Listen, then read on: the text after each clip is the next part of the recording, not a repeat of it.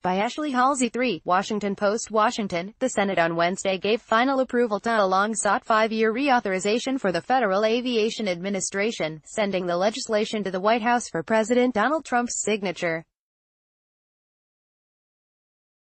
The bill passed the Senate 93-6 after 6 extensions that kept the FAA's funding at a level first set in 2012.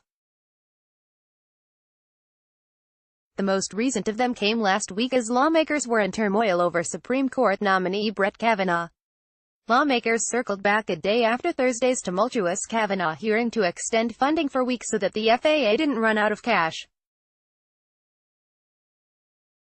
"This is something we've been trying to do for many years," Sen. James Inhofe, Ocala, said, noting that a 5-year bill had not been passed since the 1980s. "It's really a big, major deal. In addition to keeping vital programs like the $36 billion Next-Gen program afloat and paying the FAA's 14,000 air traffic controllers, the bill tweaks airline regulations, sets additional guidelines for drone aircraft and provides funding for the Transportation Security Administration. It also strives to make flying a more pleasant experience for airline passengers." The bill bars airlines from bumping a passenger who already has been seated on the airplane, requires the FAA to set minimum seat width and the distance between rows of seats, says passengers must be allowed to check strollers when flying with a small child, and that pregnant passengers can board ahead of others. Lets the Transportation Department determine whether airlines are shading the truth when they say that a flight is delayed or canceled due to weather alone, if other factors entered into the decision.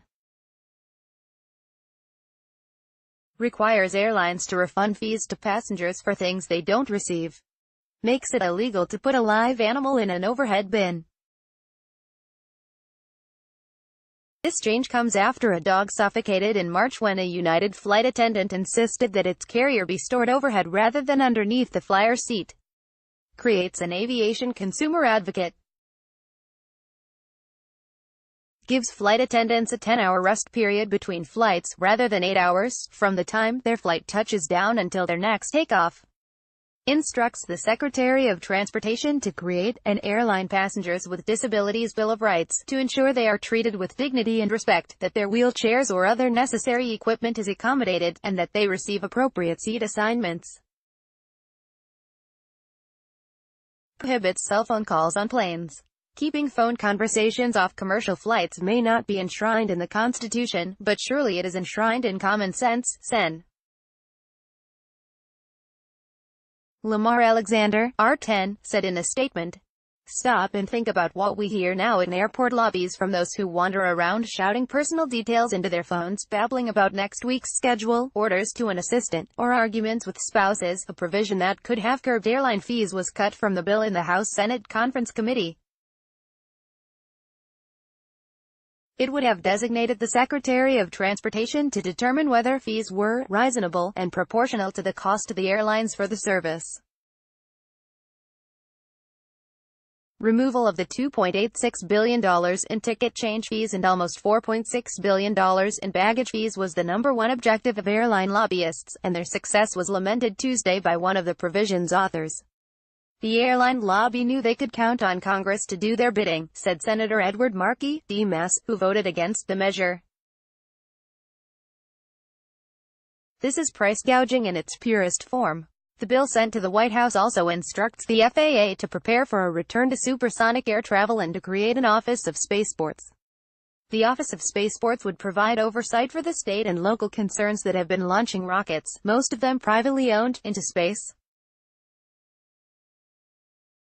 The FAA also is instructed to provide greater regulation of drones.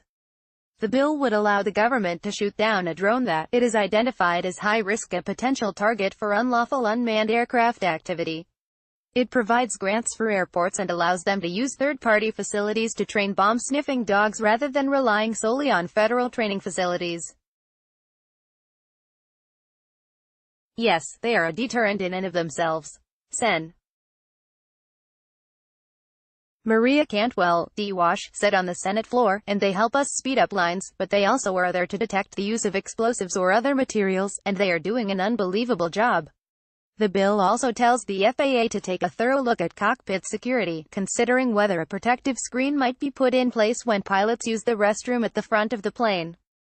An amendment to the bill also creates a $1.68 billion relief fund for those affected by Hurricane Florence and other natural disasters.